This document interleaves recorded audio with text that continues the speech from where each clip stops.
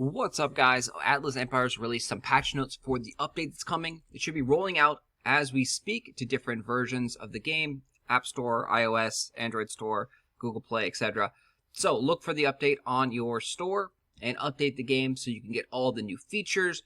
Specifically, they have a fall spirit with new jack-o'-lantern chest. So this is going to be cool. So a limited time chest is the jack-o'-lantern on the world map. The Empire member tabs now include an activity indicator so you can show you who's your Empire leader is.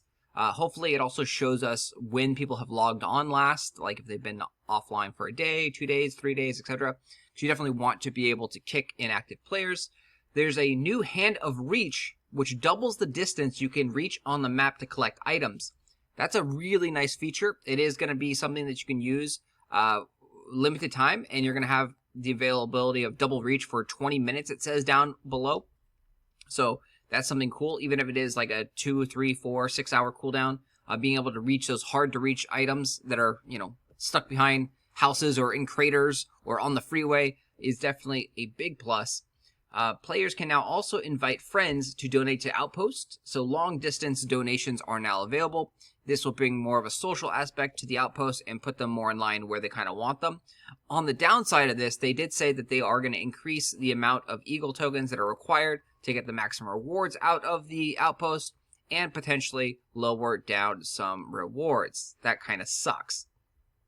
The Rogue is also a brand new character that is coming in. It's a legendary melee character. And then they are doing a massive rebalance of things. They fix some bugs and more things. So let's take a look at some of the information that they've given us. So some of these things are already in the game. So for example, the cooldown has been balanced on the shield. They're talking about the shield. Destruction under 30% does not generate a shield on your base. Barrel rockets now have longer range. That's already in the game right now. That was a back-end patch that they did yesterday or so. So barrel rockets have longer range. Next up, we were talking about some balance changes. The Wartlocks have less range. This is going to be bad. Wartlocks were good. They didn't outrange troops barely ever. Like, if it was a very specific certain position, they would outrange. But for the most part, they were in a good spot. They were a fast building troop. Anti-defenses. They were just slightly too good, would be my opinion. They were just a little bit too good that you'd almost never want to use the Cacti Killer. They also said our recruitment cost has been slightly increased, which just sucks. So they were originally a 20-second build time. We'll see what the recruitment cost goes up to. If it goes up to like 30 seconds, that's not a huge deal. But any increase in troop building time definitely sucks. We're already seeing this with the Dragon change, or the anti-air change. How now you're using Golems and Tempest and things like that. And those guys all have long troop time builds. So it's taking forever to attack, and you're not able to attack a lot of players. Next up, they changed the Caterkillers. So this is very worrisome to me. They say it has significantly more range. Caterkillers already had a pretty good amount of range. They were a little bit under the Wartlocks, but any more range increase, then they're going to outrange the defenses. They also say now they are slower and weaker and have less HP. Those all sound great and dandy, but if they outrange defenses and you don't have to worry about taking damage from anything besides these sentry post troops, then it doesn't matter how slow or how weak they are or how much HP they have, because they'll never get hit by the arrow towers or the mortars and so forth.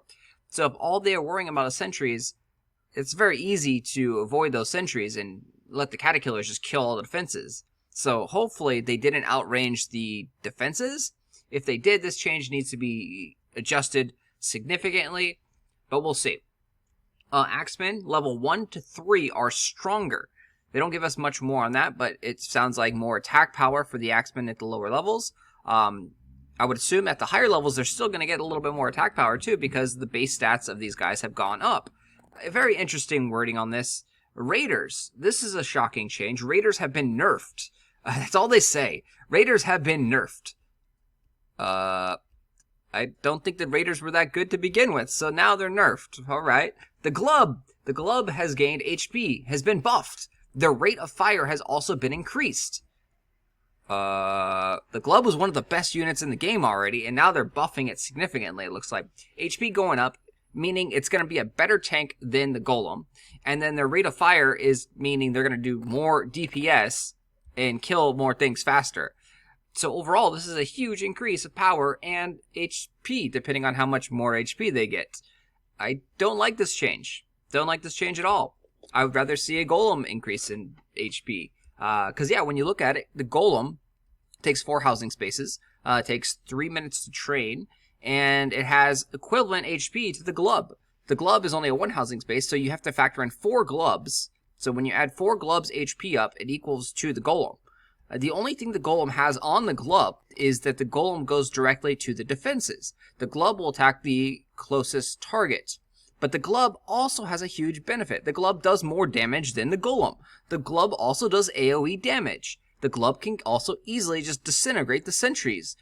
The glub has a lot of benefits, where the golem is very slow and attacking defenses is good, but when you go into the base that close and you're getting face smashed by all the other defenses that are now in range of you since you're up close and personal with the defenses, you need a lot more HP. So, I don't know. This is a very interesting change. We'll see how this plays out. Next up, we have the Tempest. Tempest range has been nerfed. Okay, so I agree with that. Tempest was the strongest troop probably in the game, if you took out the train time. Now, Tempest damage per hit has been slightly reduced. Okay, I can see this being a good change. This definitely will balance out Tempest. Unfortunately, Tempest does have a long train time, which now that kind of sucks even worse. 5 minutes to train a Tempest, probably not going to be worth it. And Rams. Alright, looks like we have a Ram change. Pretty significant. Rams now move faster. Rams have much more HP. Rams hit speed increased. Alright, this is a good change. Hopefully the Ram AI is also changed and they don't just attack the walls and they'll actually open up some walls and then they'll go forward like the old AI of the Rams. But we'll have to see how this works out.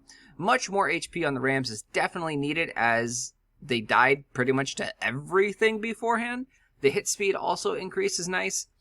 Yeah, they didn't change the DPS on these things. So if this unit doesn't just attack walls, if it attacks walls and then it starts attacking buildings, you're going to have a really powerful DPS unit here in this Ram. So we'll have to see how this plays out, how the AI works on the Ram.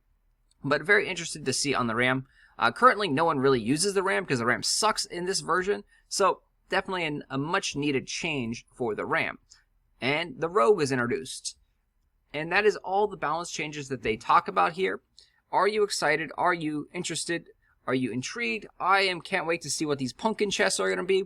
It doesn't look like there's a new spell, which they kind of alluded to. Maybe the pumpkin chest will have a pumpkin spell, and maybe you can throw like pumpkin hobgoblin bombs on the map. That would be pretty cool, especially if it's like a limited time exclusive spell where you only get it during the Halloween/fall month. I guess we're in fall.